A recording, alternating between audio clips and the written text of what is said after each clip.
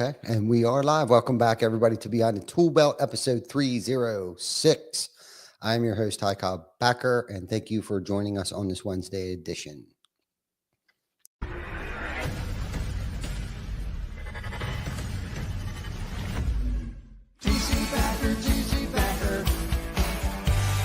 Roofing, siding, windows, gutter, solar. Roofing, siding, windows, gutter, solar. TC Backer, TC Backer. Is your lead flow down? Whether you're a company owner, office staff, salesperson, or installer, you're a roofing rock star. We help you get more leads with custom SEO, Google Ads, and a pro website.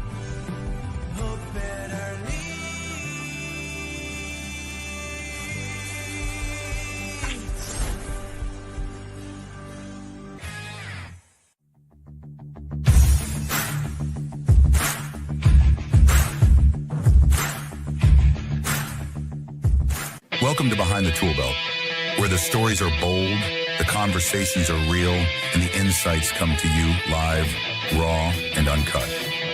Every week, host Cobb sits down to bring you the stories, the struggles, the lessons learned, and the wins. No filters, no scripts, just the truth. Please welcome your host of Behind the ToolBelt, Cobb. Hey, welcome back on this wonderful Wednesday edition of Beyond the ToolBelt, episode 306. As we're wrapping up, we're considering our year's season. So we're wrapping up our fifth season here. We're getting ready to, we're approaching our sixth season of Beyond the ToolBelt. And we thought, why not reach out to Eric? Because Eric has always been one of our favorite guests on the show here. And maybe we can do a little bit of reflection over the years, because Eric, you were probably one of the first people to come on the show. You and Paul, I think, back a few years ago. Oh, really?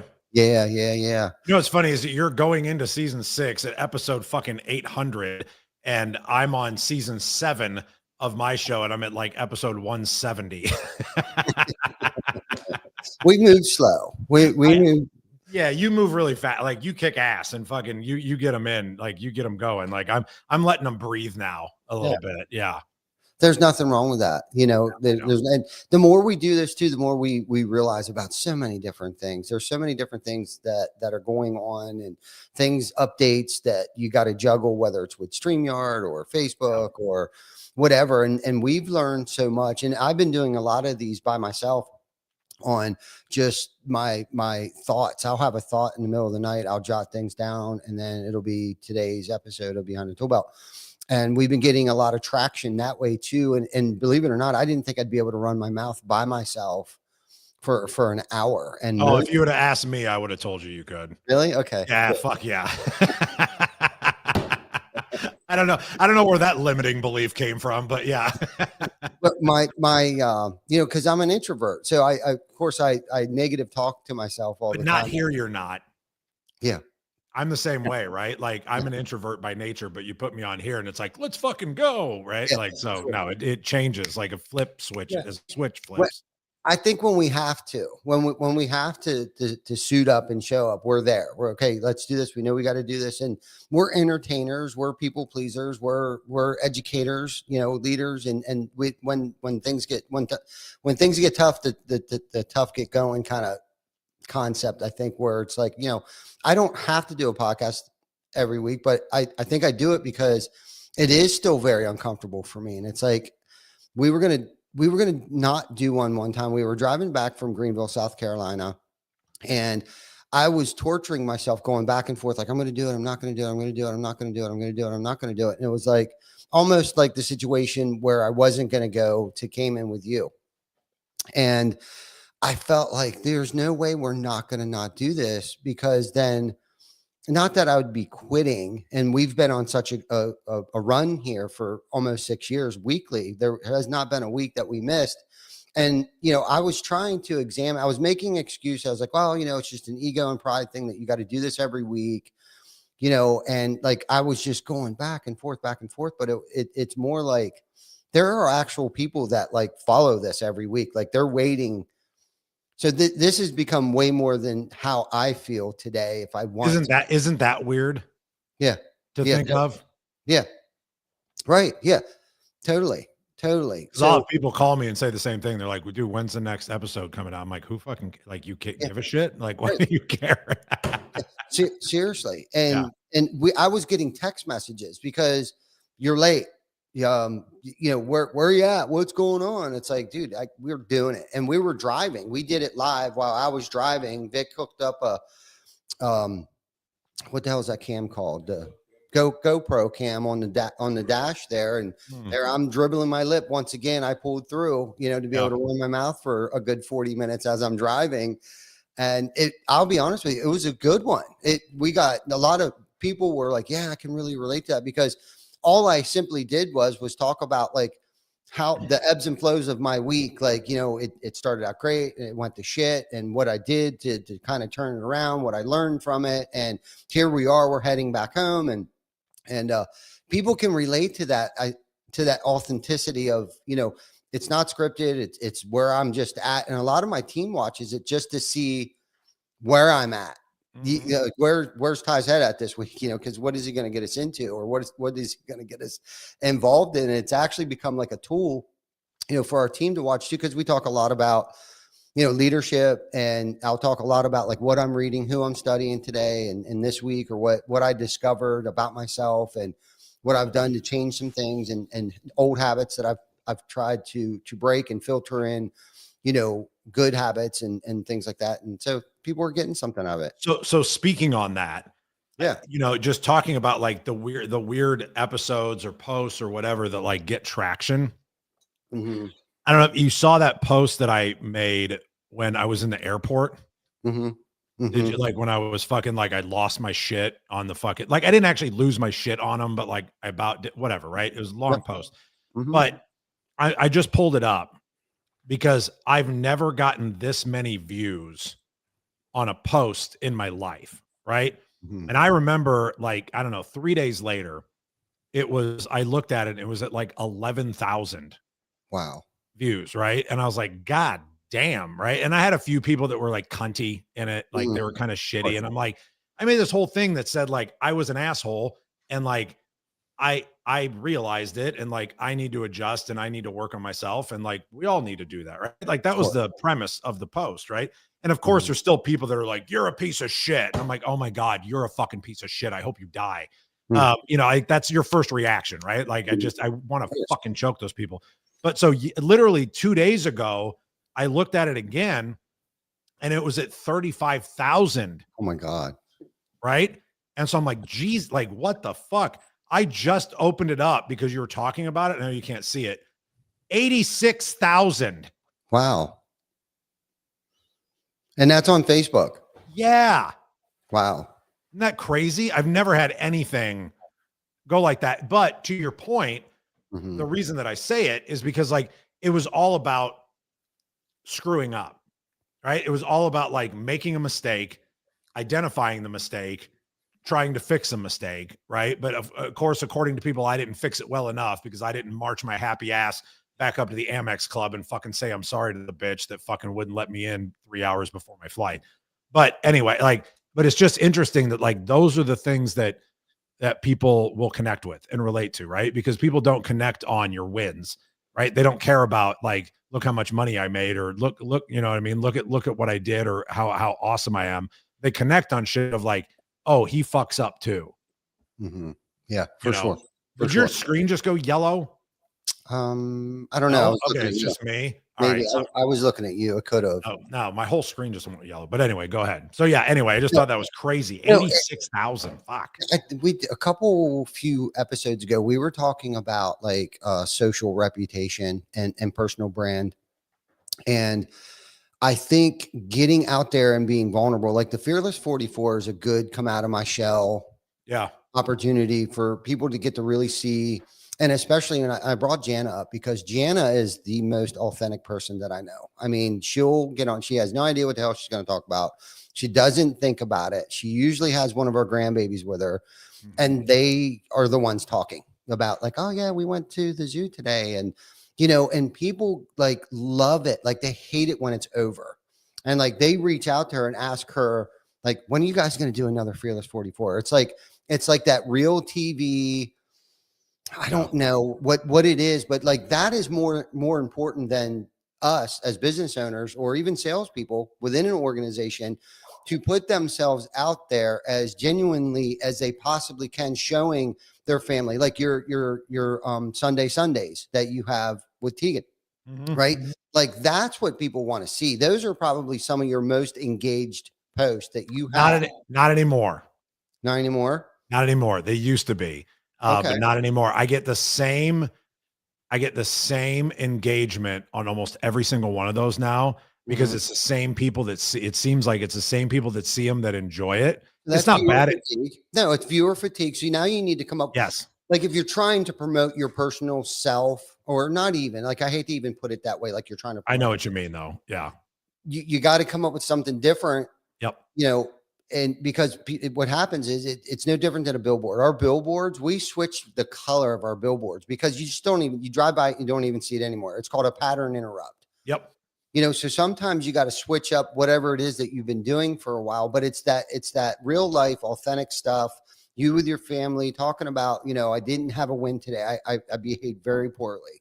So many people can connect to that, you know, and the people that act like they can't, they do, but what they've already envied you for whatever reason. And they're just like, aha, he is a piece of shit. I told you. He's telling everybody he's a piece of shit. I told you, you know, come on, right? Like you've never screwed up. You've never pulled out in front of somebody before. And those are the people that probably annoy the shit out of me the most. I've gotten better. I'm not perfect about this, but like, if I see someone that pulled out in front of me, I kind of just give them a wave. Like I just did that an hour ago to somebody. Sorry. You're good. Plenty of space, plenty of room. Just hurry up, get out of the way. But I think it's not even forgiveness. It's just empathy, you know, like let's chill out on everybody. Nobody's perfect. Right. But I think other people want to know that other people aren't perfect too. And I think that's what really resonates with people, because you were like, you know, I really screwed up today. I lost my shit. I knew I shouldn't. And it's like, as we get older and mature, we know it more, at least, and I'm pretty sure you do. I identify it a lot quicker. Like halfway through my rant, I'm like, shit. But we only do because we put work in to be able to identify it, right? Because there's still so many people out there. Like it doesn't just come with age, because like some people become fucking shittier with age. Yeah. You know what I mean? Like, but if you don't actually put the work in, which I know that like you and I have both done work to be able to try and become better. Cause like the whole thing with empathy too is something that I talk about a lot. Right. But it is a learned skill. And it's not something that comes naturally to most people, but if it doesn't happen immediately, right? Like for me, it's like that guy cuts me off in your example. And my first thought is, you son of a bitch, I am going to floor my fucking 6'2" into the back of your goddamn little beaner fucking car. And then all of a sudden I'm like, no, don't do that. That's wrong. You're being an asshole. But now I catch it, right? Where 10 years ago, I would have just kept going with it for an hour and I would have let it ruin my goddamn day too. Yes. And right? everybody else's everybody else's around me, right? Yeah, right. That's the difference today, because we've put in the work. We're not fucking perfect, but like we're actually trying to get better. And I think that's the thing. But then when you get the comments of, why didn't you do this? It's like, motherfucker, I just said I'm trying. I just said that I'm fucking working and I'm trying to get better. Eat a dick, right? Like you're bringing me right back to fucking being pissed off. Yeah. Right. Yeah. You know, and sometimes you don't know what the right thing is to do. Like, okay, I didn't think about that at the time. I'm just telling you right now, I feel like a piece of crap. Okay. I didn't think that I should run upstairs. And if I would have ran upstairs, I would have missed my flight. So maybe I'll send them a freaking Christmas card. I don't know. But yeah, no, I get it. No, it's all good. It's like you said, it's a skill. And a skill is something you can work on and get better at. And it takes time. And I almost feel like too, It's been a while since I completely lost my shit, but the last time I did, I had such an emotional hangover from it and beat myself up so bad. And I think I want to say it was with a team member, and that is like the worst time because the last thing I want is them to have the lack of respect and you know, to have to go and make an amends to somebody that, you know, you're supposed to be leading. You know, I mean, It feels like the remorse after a drunk, doesn't it? yes, totally. Almost feels like a relapse. I wanted to say that. Yep. And that's what I say to myself, literally is what I say. I relapsed. That is old behavior. There's many different ways that I could have handled that situation, you know, and unfortunately, I think I'm just not smart enough. And my first reaction is rage because I'm not intelligent enough to come up with the words to get my point across that this is messed up. You know, so right away, I want to go to rage and let them know how wrong they are. And usually whatever they did, my behavior outweighs what they did anyhow. And that's the worst part of it. I've done that so many times over the years where it's like, I think I've gotten better, like, and I can almost feel it coming. Like I can make any situation as good as I want or make it any worse that I want. And sometimes, unfortunately, I elect to make situations a lot worse than what they have to be.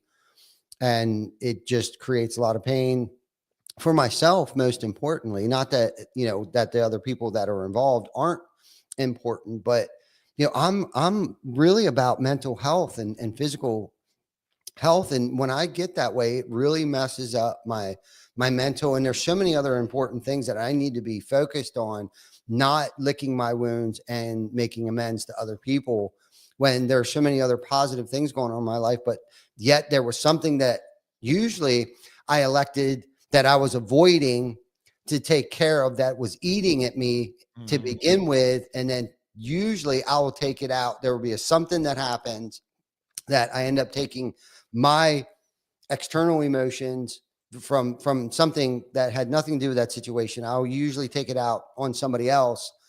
And this is the thing somebody told me a long time ago. If there's something wrong, there's something wrong with me. If I'm allowing exterior situations to affect my interior, then there's something wrong with me.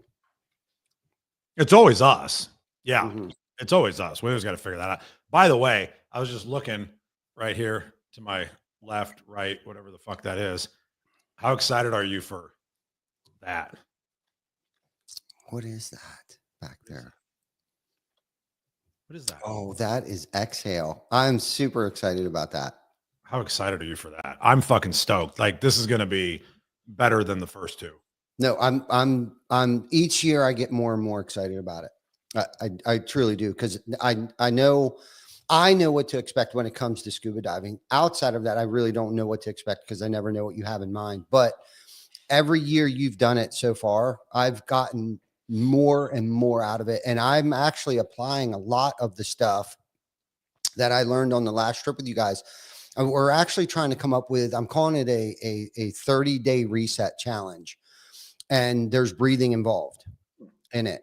And of course, I got that from Dr. Gary when he measured us on his little machine and the age that I am before I get on the machine and do my breathing. And then he measures how old I am then. Now I don't explain all of that, but you know, one of the challenges in it is a 2-minute breathing throughout the course of the day. When you start feeling overwhelmed, you know, what are you doing to move the needle and certain things that I'm adding to this challenge. I don't want it to be any more than 8 things, kind of like Hunter's Fearless 44, like his daily 8s and stuff like that. But most of it is mental. Now there's a diet and exercise and stuff like that involved, but most of it has to do with mental stuff, you know, stretching, doing a 2-minute reset throughout the course of the day of just getting up and moving, right? Mm-hmm. If you're someone like me that sits at a desk a lot, you know, I need to get up and just move. And I started doing these core exercises and stretches. And literally it takes approximately 2 minutes to strengthen my core and to stretch my back in the position that it should be stretched to try to help save my L4 and L5. I'm in the process of. So that's kind of where some of this came from, because the way that I sit is affecting my back. So I got to get up and do a 2-minute reset. I'm calling it a 2-minute reset. You lean back, and then the other one's like the Cobra stretch. You get on your belly. It's like you can do that anywhere. I don't care if you're at an airport, in your office, like it doesn't matter. Like you can do that anywhere. So anyhow, we're kind of scrubbing it and making sure it's very self-explanatory of the daily 8s that we're proposing, to challenge people to do on a day-to-day basis. But what's cool about this, just like the Fearless 44, you're going to want to do this once this challenge is over. And a lot of it has to do with input and output. So what are you inputting? Who are you surrounding yourself with? What shit are you listening to? What shit are you not learning? What shit are you not reading? So one of the challenges is to remove an input, a bad input, whether it's watching news at night while you're laying in bed, remove that and start, and then you got to replace it with one good input. So or I did that. I used to watch TV every night before I go to bed, laying in bed. I have a fucking 90-inch TV in my bedroom, like an asshole. Right. And I used to watch TV every single night before I went to bed. When I was younger, like it used to be the thing that put me to sleep even. Absolutely. Right. And I changed that to where during the day, if I'm reading, I'll read like personal development, growth stuff like during the day, but not at night. So at night, I've started a new thing where I'm only reading fiction at night. But I'm still reading, I'm still engaging my brain and doing things. But instead of watching TV, I read, and I read with the lights out and a Kindle, so that I have no blue light whatsoever in the room. And it's just that light. It's just the Kindle light. So then my eyes can actually get tired and I'll actually fall asleep, because if you have blue light on, like from or yellow light, white light from your lamp or from your TV or whatever, it makes it really hard to get to sleep. And like, I know how much sleep I need to be able to perform in a day, right? Like I have to have, if I get less than 7 hours, I'm fucked. Like my day is just ruined. If I get less than 7 hours, I have to get 7.5, 8 hours of sleep every night. And if I it's been a game changer. I literally haven't watched TV in my bedroom for a year. Like I literally haven't. It's been crazy. And it's been like fun. It's like I'm still watching TV, but I'm reading. Yeah. No, I love You know that. what I mean? And it's because weird. your imagination goes wild as you're reading. Yes. You're putting yourself in that place or whatever. Yeah. No, I love it. Love that idea. No, I know you're married, and I'm assuming that you guys sleep in the same room now. Is your wife also reading something? Like, what is she doing when you're doing this? Not at night. She reads during the day, but not at night. At night, I usually do it when she's going to sleep. She's one of those people though, they can just go to fucking sleep. Okay. And I'm like, I don't understand that. Like, cause my head is fucking just like spinning with ideas and like, what's the new business idea I'm going to do? And like, how many jobs or blah, blah, blah. You know what I mean? Like my brain is fucking always on. So like she turns off the light and she's going to sleep, but she doesn't watch TV either at night. So yeah. Well, and I asked that personally for myself, because I know Jan and I, we call it slumber. We slumber every night together. We have a slumber party.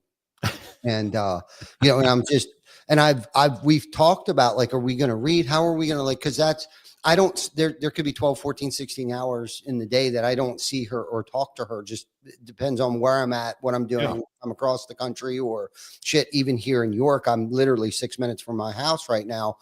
I may not talk to her. So even if I'm dipping in and out of the house during the day, we're not like communicating. You know, so that time when we decide to go to bed is like the time that we kind of like, she'll make popcorn or something and we'll watch Netflix or something like that. And I know that's not the healthiest thing to do, but it's been very healthy for our relationship. You know what I mean? So we kind of use that as the trade-off, like, but this is good for us. Yeah. You know what I mean? And that's important too. I mean, not only am I working on myself, but I'm working on myself to better our relationship at home. But I do want to read more at night, because I know blue light, scrolling Facebook, TikTok, whatever is not conducive to anything. And usually, all of that anxiety, I tend to wake up with, so a lot of people are like, I just can't put my finger on why I wake up in such a bad mood every day. Well, it's your input. Yeah. It's what you're inputting, is what a lot of times, like if there's an empty bag of chips next to your bed, right away, subconsciously, unconsciously, you see that you already, your self-esteem is coming down. Now, if you see an empty bottle, 32 ounces of smart water next to your bed, you're already going to be like, yes, you just kind of feel, at least for me, these are things, and these are the things I'm talking about during this challenge. For examples, like put the chips away and cut an apple, because you still get that crunch and whatever. So yeah, no, this is all things that, again, that's us working on ourselves, and identifying things about ourselves. And it's called self-mastery, right? Like, you got to read because your mind won't shut down, but your book takes you in your book, you dive into your book and it takes you to whatever you're reading. And I was also told a long time ago by a very smart gentleman who was the CFO at one of our local distributors here. He said, "What are you reading?" He always asked people what they're reading, and I thought that was a very smart question to ask somebody. Like, what are you reading? Who are you following right now? And I was telling him, Simon Sinek. I was just going down, and I thought, like, yeah, I got a great answer to this. I got great answers for this guy. Yeah, right. But he was like, "But what non-fictional stuff are you reading?" I was like, or fictional stuff. What fictional stuff are you reading? And I was like, nothing. I'm not. He's like, you need to start. You step away from that. Really? Did he really? He said, step away from the non-fictional stuff and the self-development stuff. And he said, you start reading, fictional stuff, like stories and stuff. James Patterson, whoever, he, what I mean? But he highly recommended to do that, because like you said, it keeps your mind sharp by just reading, and sometimes you just got to shut that stuff off, because you can get burnout on personal development stuff. 100%. So it kind of just disconnects you while you're still exercising your brain. Yep. But it's taking you to a different place to just shut, because I'm personally developing myself to be a better business owner, to be a better leader, to be a better husband, to be a better father. And it's like, that shit can get tiring. Like, shut that shit off. You think you're doing yourself good, but really you're just harming yourself because you never shut that shit off, because that's my job today, is to work on all those things. Yep. That just wore me out even thinking about it. That's hilarious. Which is why, with the whole reading thing too, because we have to do both, right? And it's why I'm so passionate about, like, in CCM, having us read a book together, right? And this new one that we're reading this month, Happiness Advantage, dude, you haven't read that yet, right? Like, before I brought it to the group. No, dude, it's so fucking good. A guy named Jake Bennington. Do you know Jake? He used to work with Sam. He does stuff with Win the Storm with Josie and those. I know exactly who. So Jake, I met Jake years ago at an event with Sam, and he was the one that introduced me to that book. And I mean, this had to be 7 years ago. And that book, like, it literally, like, changed how I operate on a daily basis. Like, as far as, like, taking ownership of your own mental status, right, in life. And shoot, the premise of the book is that we have to actually make the choice to be happy or be content or be whatever the word is that you want to use. It's not a matter of, if I do this thing, then I can be happy, right? And then it gives examples of when if you go into a meeting, let's say you have a big board meeting, whatever it is, right? And you've got a big meeting. If you go in there and they can feel that you need this to be okay, you're never going to fucking close it. Right. But if you go in there and you're like, oh, this guy is cool no matter what fucking happens, right? It completely changes the dynamic of the relationship that you're building with whoever you're building it with, because people want to be around people that are happy and content. They don't want to be around miserable fucking pricks that are looking for the thing that's going to make them happy, because they think that, well, if this guy does this thing for me, then I'll be okay. So can you make me happy, Ty? Can you do the thing that I need you to do so that I'm all right? Can you invest into my company? Because if you do, and then I have that money, then I'll be happy. Right. Like, and you on the other side going, no, I'm not the fucking solution to your problem.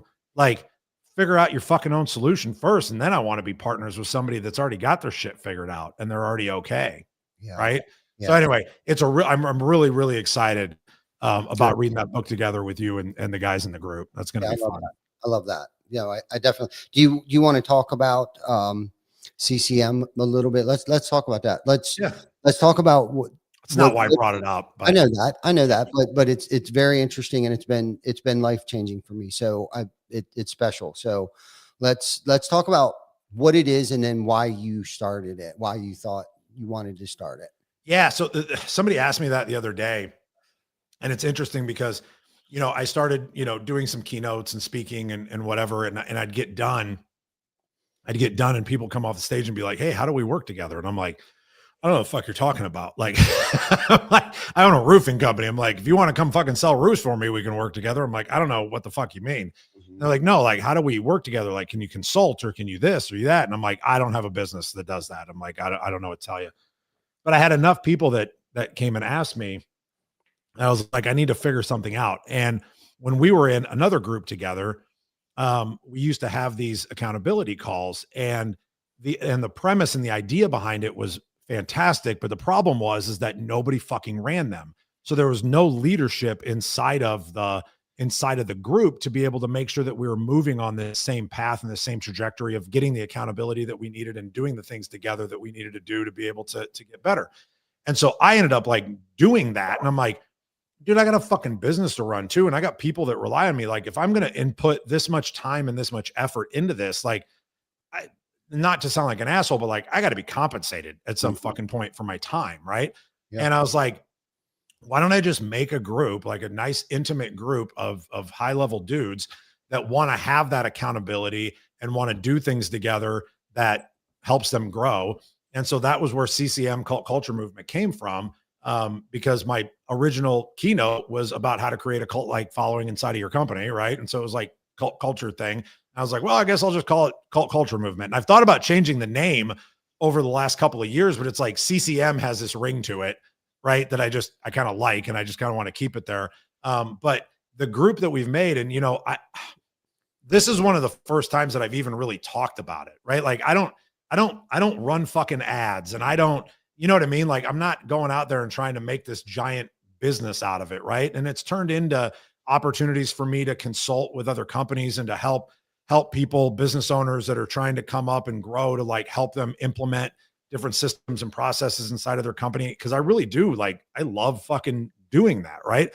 But I'm not going to come out and like run a fucking blitz ad campaign that says, come hire Eric to help. You know what I mean? Like, if you're attraction rather than promotion, right? Like, I guess I'm on the AA kick with that, but we've built this really cool group of guys, and there's room for a few more, right? But I'm never going to try and build it into 100 people or anything like that. I want this close knit community of people that want to help each other.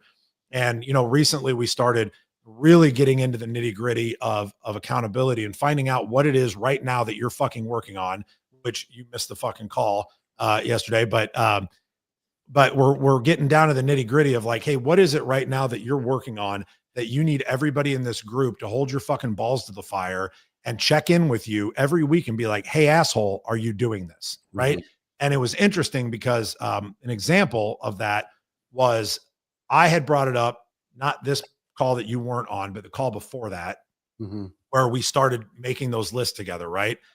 And mine was this thing that I was doing. And one of our group members, Dan Lee, I flew out to Pinehurst and went golfing with Dan. He invited me to this event out in Pinehurst to go play golf.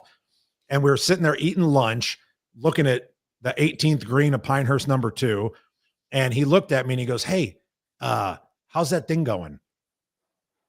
And I had to sit there and look at him and go, fuck, I haven't done shit. I was like, I haven't done anything. Right. And so I was like, okay, I'm going to start budgeting the time that I need to be able to hit this deadline. But the other thing that was interesting is that I go home and I started doing that.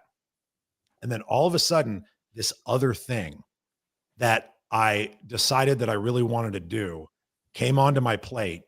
And I was like, we've also all read the book, The One Thing. And it's like, if we spread ourselves too thin and we don't focus on the thing that we need to accomplish, nothing's going to get fucking accomplished, right? Because we're putting 20% here, 20% there. And all of a sudden, 3 years later, it's like, look at all this half done shit that I have.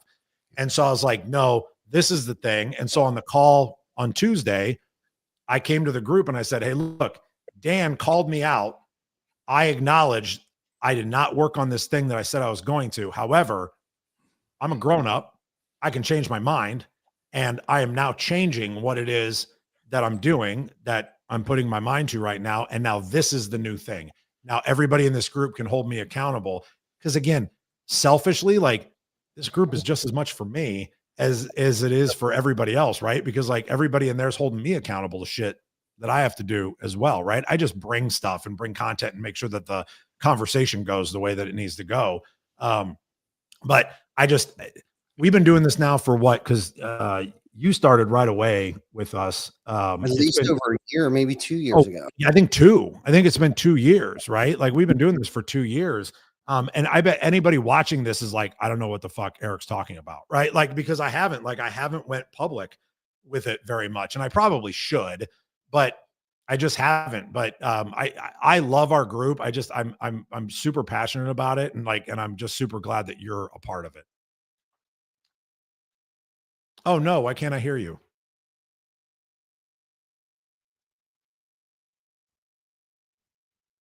For some reason, There you are. You're back. Yeah, You're my mic was muting.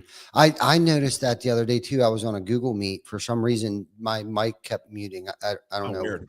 Yeah, what's going on there? But shit, there were so many questions I wanted to ask you. I forgot because I wanted to really listen to what you're saying. But the first thing that I really liked about the call that we were on, it wasn't just business owners, but it was all high performing people. It was the integrators. It was, so we're getting ideas because it is like group therapy to a certain extent. You know, Yeah. It's not just you running the group. It is us all giving feedback to whoever needs the feedback, and all different industries. Yeah, all different industries, not just the roofing industry. So we're getting different perspectives from people, and you know, being a part of it with you. And you know, it's unfortunate that, you know, you live so far away because you know, you're the sum of, whether you know that or not. And I probably told you that before, but you are the sum of me. You know, they say if you hang out with 5 idiots, you're going to be the 6th idiot, and you're one of those idiots that I elected to hang out with. You know what I mean? And because you've pushed me places that other people haven't or can't or won't. And the diving experience, and even before that, but that was the biggest life altering thing. And I needed that at that particular time of my life to overcome, because I've gotten comfortable being uncomfortable, but there was a certain comfortability there that Yes. I have reached. Do you know what I mean? But then there's that other gear, like we went up 10 steps with that first experience at the Exhale event. And, you know, and there was work involved with that. Like I had to go to a swimming pool and get certified, and then do an open water certification, which is the worst part of it, because you're doing all the scary shit. You're not enjoying yourself. Like rip your mask off, turn your tank off, all these weird, crazy things that you do 50 feet in the water is not comfortable at all. And I needed that. And I refer back to that. So I think it was last week I was talking about on the podcast, where it's like, if I'm going through something, reflect back on something that you went through that was, you know, troubling or uncomfortable, and remember how you got through that and how much better you were for that. And I refer back to that moment of diving for the very first time and doing that really uncomfortable stuff a lot. I reflect on that a lot when something comes up and it's like, oh man, I don't know if I can do it. I think back to the first time I went diving, where it was like, fuck, man, if I did that, there's nothing that I can accomplish, anything, like literally anything, because that goes against everything.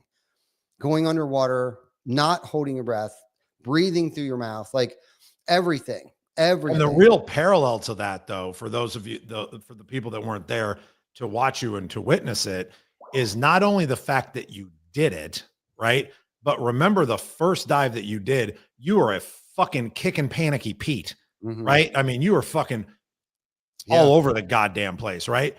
By the end of that trip, you are a completely different person and you're a completely different diver. Right. And here's something that I'll tell you is like, it's been a year for you, right? Like since you dove until, before we get back in the water again for you in April. And obviously I go more often than everybody else does. Right. But when you get back in that water, that first dive is going to be super fucking uncomfortable again. Right. Because it doesn't all just fucking come back. A lot of it does. But like that first dive, you're like, ooh, fuck, is this working? Did I check this? Did I fucking do that? Did I, right? But then after you get that first one under your belt and like all of that parallels into life so much, right? It's like, you just have to have repetition, right? The more you fucking do something, the better you get at it and the easier it becomes. And then you hit that fucking plateau of you were here and you thought this was super fucking uncomfortable, right? This isn't uncomfortable anymore. This is normal, right? So now how the fuck do we get here? Now we got to fucking break through this threshold of uncomfortable because it's not uncomfortable anymore. This is just normal. This is what the fuck Ty and Eric do. Now, how do we fucking go here? What's the next goddamn step? Right. And figuring that out together, right? To your point of like, who do you have around you? Right. Because you got to have people that you're talking to going, dude, what's next? Because we did these fucking things and I've pushed my fucking limits, but like, there's got to be more, right? Because if I'm tapped out, then fucking dig my hole. Seriously. And I ain't ready to dig my fucking hole yet. Yeah, me neither. Not even close. And thank you for creating that. Thank you for having the vision, for that. And like you said, it parallels to so many things in life, just the struggles, the learning curve and getting comfortable with, and walking through that fear. That was probably the biggest thing. Like you said, I was a floundering, blubbering, fearful, You're just scared. Yeah. You're just scared. Right. Yeah. I mean, which is expected. Non-amphibious creature in the water at the time. And with having you guys there and watching how you kind of went through the water and realizing, and it's so fitting for the retreat to be called Exhale. And that's all I really needed to do the whole time. Yes. And having faith in the equipment, right? Because that's trust is a whole other thing. Yep. You know what I mean? A part of life too is being able to trust yourself, trust the equipment, trust the process, trust, and trust even if the equipment does fail, that you have the training to be able to react and that somebody's near you and like all isn't going to end. You're not going to die. You fucking knock on somebody, you hold your breath for a minute and say, give me your fucking rag. You know what I mean? Like, but having that training and that confidence to know that it's okay. Yeah. Right. Is the next step. Absolutely.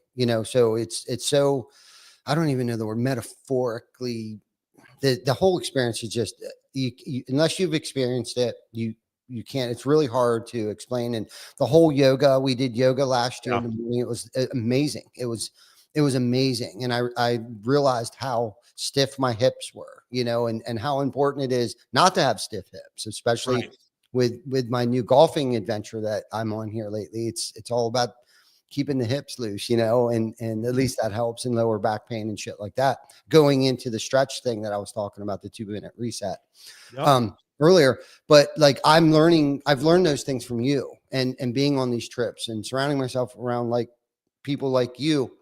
And I wouldn't do that just sitting in my office all day long, stressing over shit and stuff that I have no control over, and and coming up with solutions and bouncing ideas off you and those guys. And Tim Brown was my dive partner, and we were both. I saw how scared he was, and it was like, you know what, I gotta not act as scared, even though I'm trembling inside, and just let him know, like, look, we're going through this together. And then he would pep talk me sometimes too. You know what I mean? Because it's hard to hide the fear when your eyes are this big underwater and you got goggles on that I think actually magnify your eyes a little bit. So you're like, at least I could only imagine what I looked like down there. And I saw some of the footage, and every time I looked in your eyes, I was like, is he okay? I was going like this. And it's like, no wonder I'm struggling, but I'm really surprised I didn't go through the air as oxygen as fast. I was pretty good on that. So you were right. You were right the first time, Ty. The air. Yeah. The air. You don't breathe oxygen. You breathe air. Yes. Yeah. I knew it was one or the other. But no, I'm really looking forward to it. I'll be due by that time. I'll be due. I'm due now for a good dive and a retreat. Yeah, we're going down for Christmas. So yeah. Oh, and I'm going to the Philippines. I'm going to dive over there too in December. Yeah. So the beginning of December, I'm going to the Philippines to visit my team with SMA. And then at the end of the month, we're going down to Cayman for Christmas. And then we'll be back with you guys in April. And then we're going back again in June for our niece's graduation. So I'm going to get a lot of fucking diving in this year. That's good. Good for you. Good for you. Yeah. I got a snorkel and I got fins. Not that I need the snorkel, but it came with I got to bring my own goggles this year. Did you get a good set? Yeah, I got a good set of goggles and flippers. So I got to throw that stuff in my bag. Yeah. It'll be good. I'm excited about it. The one thing I had mentioned to you, because I know we're getting close on time here, but the one thing that I wanted to bring up and tell a story about was this cool opportunity that I have that's happening next week. And I'm not telling the story to pat myself on the back by any fucking stretch of the imagination, right? The purpose of the story is to show people that if you fuck up in your life, like if you do the right shit, there can be redemption, right? And it's why I'm bringing Natalie and I'm bringing Tegan with me to this deal, because like it's literally the only reason I'm doing it. But as everybody knows, like I was sentenced a little over 15 years ago for my felony DUI, and it hasn't affected my life considerably because I'm very fortunate in the fact that I own my own company and I don't fucking report to anybody and I don't have to ask for a fucking job. Like, you know what I mean? So like, it's not that big of a deal. Now, that being said, I did not have a driver's license for 15 years, right? That sucked. I had an interlock on my truck for 15 fucking years from when I was 30 until I was 45, which is insane, right? I couldn't rent a car. I can rent cars now, which is pretty cool. But what I can't do, like a normal citizen, I can't go hunting, right? Oh, wow. I can't go hunting with my friends because I can't own guns, right? I'm a fucking felon. And so like 2.5 years ago, I started the process of filing an application to get a pardon from the governor to get my felony expunged. And it's a hell of a process, by the way, right? I mean, you got to get letters of recommendation, you got to get like all this shit, right? To even get the hearing. And it took 2 years just to get the hearing. Wow. Right. So like I gave all of this shit 2 years ago. They finally emailed me and said, your hearing date is November 13th. Right. So next week I've got a hearing date and I'm going to go in front of the governor, the attorney general, and the secretary of state of Nebraska to get an opportunity to get my felony expunged and to get my rights back. Wow. Right. As a normal human. And what's interesting about that is when all of this happened 15 years ago, right? I mean, I was obviously just a giant cesspool, fucking garbage human being, pile of shit. Who would want to associate with me other than giant garbage piles of shit, right? As well, right? Because who you surround yourself with, right? Like good people aren't going to want to hang out with me. And I got the opportunity last year to play golf with the former attorney general of Nebraska. And then he and I became buddies. And he called me yesterday and was like, just wanted you to know, I put in a good word for you with the governor and the AG. And he goes, and just so you know, he goes, I've never done that before, ever in my life. And I told him on the phone, and I was super genuine about this. I was like, man, no matter what happens, like, I'm fine. You know, like, I'm fine if I lose. Like, it's not going to change my life one way or another. Like, I'm doing pretty well. Right? Like, I don't have shit to bitch about at all. But have you ever been in a moment where, I talked about this in the Roofers and Recovery meeting the other night, but have you ever had a moment where like you had this overwhelming feeling of gratitude just come over your body and like you can feel it, like it tingles and you're like, what the fuck? And like it's not like you're going to cry, but it's like, but like just get that emotion is there, right? And I told him, I was like, man, I'm like, it's hard to put into words what I'm feeling right now. I'm like, but the fact that somebody with status Yeah. in life would have this conversation with me right now, right? Because they see that I've changed. They see that I'm a different human. They see that my goal in life is to help other people and not hurt people anymore, right? And that they would go out on a limb and put their name behind my name. Yeah. It just proves like that shit can change, right? No matter what the fuck you're doing, it means there's time involved, and it means there's work involved, and it means that there's struggle involved, and like you're going to be really fucking uncomfortable, and you're not probably going to enjoy the process of what it takes to get there, right? But if you're willing to sacrifice some time and some fucking ego, that's the big one, right? Because we all want everything right fucking now. But if you're willing to sacrifice that time and that ego and the pain that's associated with going through all of that, that there is a true opportunity to come through as a different human, and have the people that you're surrounding yourself with be like that, right? That are willing to go out on a limb for you, to say good things about you, about this person that was literally hiding coke in their truck. You know what I mean? Like what the fuck? It's just, the level of gratitude that I have to, and again, I haven't even won my hearing, right? Like I might fucking lose it. Right. And again, if that happens, it's fine. I can't control it. Right. Like I'll say what I can say, and I'll do what I can do. And if I get it, great. Sure hope I do, because it's going to be really embarrassing if my daughter's sitting in the audience fucking watching and dad loses. But like, it's not going to change my life. It's not going to change how I operate my life. It's not going to change the fact that I'm still going to try and help people, and I'm still going to continue down this journey and this path that I'm on. But it's cool to be able to reflect. It's cool to be able to reflect and see that, and see where we are now, and the cool shit that like you and I get to do together because of the journey that we both fucking lived. Right. And that we don't have to be those people anymore. Right. Yeah. That's really, for lack of a better word, that's really fucking cool. And we're really fucking fortunate. And I think that sometimes we forget how lucky, and I don't even like the word lucky, because like there was work involved, right? Like it's not all luck, right? But we are very, very lucky and fortunate to be where we are today. And there's a lot of people out there I know that are watching this that are in the middle of that, right? They're not on the other side of that, right? And they have to, and there was somebody on the meeting the other night call that's in the fucking middle of that.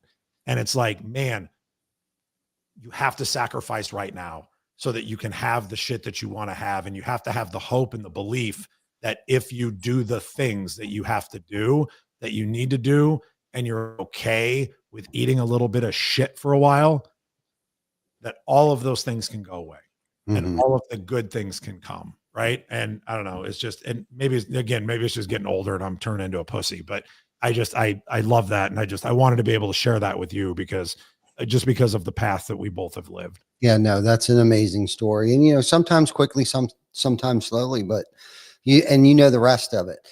And it's to have the strength and the courage and not have fear hold you back to want to walk that path and to accomplish that. And, it started with you, and he saw something in you, or else he wouldn't have co-signed for you. You know what I mean? And that's the thing. And I think a lot of times people see it in us before we see it in ourselves, and he sees that you're what you're about today, and that you want to help people and not hurt people. And sometimes it just takes time. Time takes time sometimes. And like you said, we want it right here and right now. And This is one of the things that it has taken over 15 years, and you wouldn't have been able to do that at year 1 or even year 10. You had to wait the amount of time. And like you said, it took as long as it took. Yeah. Right. It took, but by continuously doing the next right thing day after day after day, year over year, here you are, you got a guy that you're golfing with. And who would have ever thought that 15 years ago, would you have ever thought that you would be golfing with someone with that type of stature? Right? No, never. right? And I experience shit like this all the time. I really do. The only thing that I wish, and Vic and I have talked about this, that sense of gratitude that you were experiencing and have felt when you were on that call with that guy, I wish that I could feel that more often, and not. Yeah, but then it wouldn't be as impactful. No, it wouldn't. But I remember when I walked out of jail that day, that sense of freedom that I had. Yes. Okay. And with nothing, I had a paper bag. Okay. With jail socks and probably bar soap. Maybe not. Maybe I gave it to somebody before I left. I don't know. But whatever was in that bag. Right. And that feeling that I had, what happens to my gratitude some days? Like there I was not even that long ago. I mean, it was a long time ago, but it really wasn't a whole entire life. I can still remember the gratitude I had when I got out of jail, went home, and I ate a meal that I chose to eat and took a shower when I chose to take it with a door that's shut. Right. Yes. Like I remember the gratitude that I had in that fucking moment of a meal that I chose and a shower when I chose to take it without any other dicks in the room. Yeah, literally. Yeah, no. And it's like sometimes I can lose that. And I wish it was easier for me to remember that. Yeah, I can remember the day that I walked out and finally got to smoke a cigarette without hiding. Or whatever, or open. The biggest thing you want to know, it was kind of like you were saying, was to have a refrigerator that I could open at any time and pull anything I wanted to out of the refrigerator. Is still probably one of my biggest gratefulnesses that I'm able to do that today is to open up the refrigerator and essentially get water, fresh water, good water, and to be able to bathe in good fresh water by myself, is the other thing too. But it's just so funny that we had to go through that man, I don't know if I would be who I am today if I didn't experience all those things and be as grateful and as giving and as understanding. And I know you wouldn't. Empathetic. Neither would I. Yeah. No fucking way. No doubt. No fucking way. Yeah. I've never met anybody that hasn't went through some shit like that has the same level of appreciation, gratitude, and wants to give back as much. Yeah. Right. Because you can't have good without evil. You can't have bad without good. You can't have, it's yin yang. Right.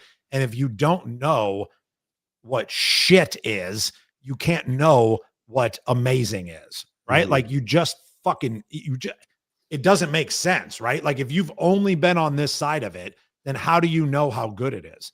How do you know how to be appreciative of it if you haven't got your dick kicked in at some point in your life? Totally. I agree. I think everybody should have to go to jail for a week. Yeah, no doubt. I think everybody should be a mason tender. Anybody that gets into construction trade should be a mason tender for a month. What is a mason tender? Yeah, somebody that mixes the mud and throws all. Is that what that term is called? Yeah, mason tender. Yeah, we used to just work on a roof. Yeah, true. You know what I mean? Like that was one of the things I was going to implement in our company. Was that anybody that wants to be a sales guy has to go work a day on a crew. Yeah. Yeah, no doubt. I agree. Just one day. Just one day. Yeah. I think most students getting out of school should do that for summer. 100%. 100%. Yeah. But I can only affect the people that I have direct effect on. So I'm going to start doing it with all my sales guys. So anybody who wants to work for D&M, you're going to work a day on a roof, bitches. But they would definitely gain respect for sure. There's no doubt about it. There's no 100%. 100%. Love this. Thanks for having me on, Ty. Yeah, man. Thank you for coming on. Seriously. Thank you. And I guess this is a good area for us to kind of wrap this up here a little bit. But thank you for coming on and listen. Eric has a podcast. Be authentic or get the F out. And the name of your book is shit. What's the name of your book? Hang on. Shut up and listen. Shut the F up and listen, in parentheses, more. There you go. Yeah. Was I right? Shut the fuck up and listen more. Yeah. So check him out. He's all over social media. He's got a great book. you know, and talks about all kinds of real stuff that most of us people go through on a day-to-day basis, but don't want to talk about, and has solutions in there as well. His podcast is amazing. He has amazing guests on the show. He asks really great questions, and his guests have amazing answers. So Eric, thank you always. Before we close. Yeah. Did you read it yet? Of course I have. Oh, okay. All right. Yeah. I like calling people out and they're like, oh, yeah. Yeah, I believe you. I believe you. Yeah, for sure. For sure. Thank you. Love you, brother. Yeah, love you too. Thank you for coming, and thank you everybody for watching. If you haven't liked, love, subscribe, please do that and give us a rating. So till next week, have a good day.